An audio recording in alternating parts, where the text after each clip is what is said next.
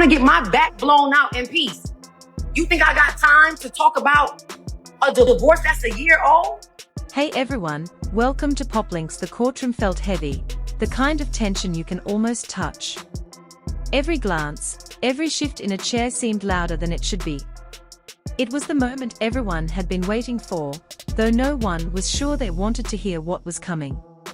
Teyana Taylor sat at the long wooden table, shoulders rigid, jaw tight, eyes fixed on the floor. She looked like she was holding herself together with nothing but sheer will. Across from her, Iman Shumpert leaned back in his chair, arms crossed, his face impossible to read. Between them was the reason they were both here, their daughter, Junie.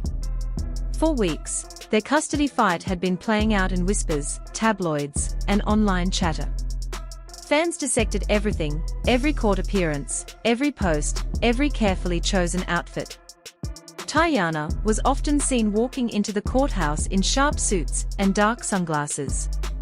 Iman, leaving with his lawyer, sometimes wore that small, unreadable smirk that only fueled more speculation.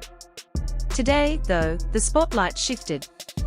The judge explained the formalities, stressing the importance of the child's best interest, but the real weight of the day rested on one rare decision, hearing directly from Junie herself. It's unusual in custody cases, but both parents had been so firm in their positions that the judge decided it was the only way forward. Teyana's hands trembled in her lap, fingers laced tightly together. She told herself that Junie knew who had been there through every scraped knee, every bedtime story, every milestone. She believed that love, her love, would guide the answer. Then Junie was led to the front by a child advocate. She looked between her parents, her eyes flickering with nerves. The advocate knelt beside her, speaking softly. If you could choose where to live most of the time, who would you want to stay with? The room went still. Junie's voice was small but clear. I want to live with my dad. The words landed like a cold blade. Teyana's head snapped up, her breath caught, and her world shifted in an instant. Across the room, Iman's face softened for the first time that day. A quiet nod acknowledging what he'd just heard, the moment Junie's words left her lips. It was like the air had been punched out of Teyana's chest. Every memory she had of her daughter, lazy Saturday mornings tangled in blankets, whispered secrets before bed, the tiny hand that used to clutch hers so tightly, flashed through her mind in quick, painful bursts. Her ears rang, and her heartbeat thudded so loud it drowned out the judge's voice. Somewhere deep inside, she was screaming that this couldn't be happening. The judge, steady and professional, thanked Junie and instructed an officer to escort her out. But for Teyana, the hearing had ended the instant her daughter chose her father. The rest, the legal language, the paper shuffling, the polite exchanges between lawyers, turned into meaningless noise. Her mind was stuck in that moment, replaying it over and over like a cruel loop. She felt herself move before she'd even decided to. The chair scraped sharply against the floor as she stood. People turned to look, but she kept her eyes forward, fists clenched at her sides. Her heels struck the floor in quick, determined clicks as she made for the courtroom doors. Her lawyer reached for her arm, whispering urgently, but she shook him off without so much as a glance. The second she pushed open those heavy doors, the outside noise crashed into her, reporters shouting questions, cameras flashing, microphones thrust toward her. She didn't answer, didn't even slow down. She pushed past the crowd, her pace quickening until the courthouse steps blurred beneath her feet.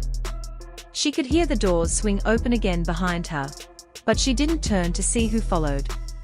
She didn't want to.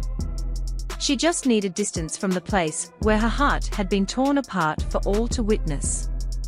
By the time she reached the black SUV waiting at the curb, her breath came in sharp bursts. The tears she'd been holding back broke free the moment she gripped the handle.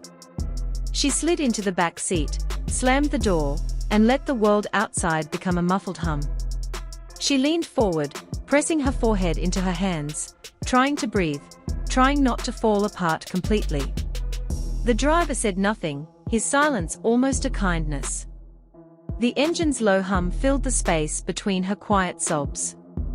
Outside, life carried on, people crossed streets, buses roared past, horns blared. But inside that SUV, time had stopped. Back in the courtroom, Iman stayed seated, his eyes fixed on the door she had walked through. His face gave nothing away. Some would later claim they saw a flicker of something, maybe guilt, maybe realization that he'd just witnessed a moment that would haunt them both. Others believed they saw something colder, a glint of quiet victory, as though this outcome had been his plan all along. He didn't follow her. He didn't call her name. He didn't even shift in his seat. It was as if her exit had been expected, as if the silence she left behind confirmed something he already knew. In the SUV, Teyana rocked slightly, trying to steady her breathing. The tears wouldn't stop. This wasn't just about losing in court. It was about betrayal, about the deep loneliness that came from realizing someone who once promised to have your back could watch you crumble and not lift a finger. She had walked out before she shattered completely, but even now she knew something inside her had already broken beyond repair. Whether Iman had felt guilt or satisfaction in that courtroom didn't matter anymore. What mattered was that he hadn't come after her. That told her everything she needed to know. It didn't take long for the story to explode online. Someone from the courthouse texted a blogger, and within minutes, hashtags were trending. Hashtag Team Teyana and hashtag Team Iman lit up timelines as strangers dissected every detail, arguing over what had really happened. Some accused Iman of influencing Junie, promising gifts, speaking badly about her mother when she wasn't around. Others blamed Teyana, saying she had been too wrapped up in her career, too busy building her brand to be home enough. The harshest posts didn't bother with speculation, they simply repeated Junie's words over and over like a knife twist. "I want to live with my dad."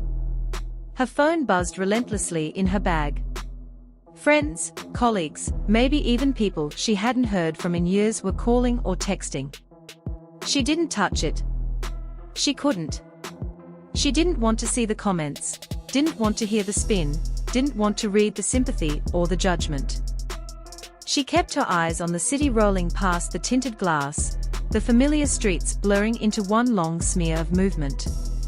Somewhere in the middle of all that motion, she realized she wasn't just sad, she was erased. In one short sentence, she had gone from being the center of her daughter's universe to a shadow in the background.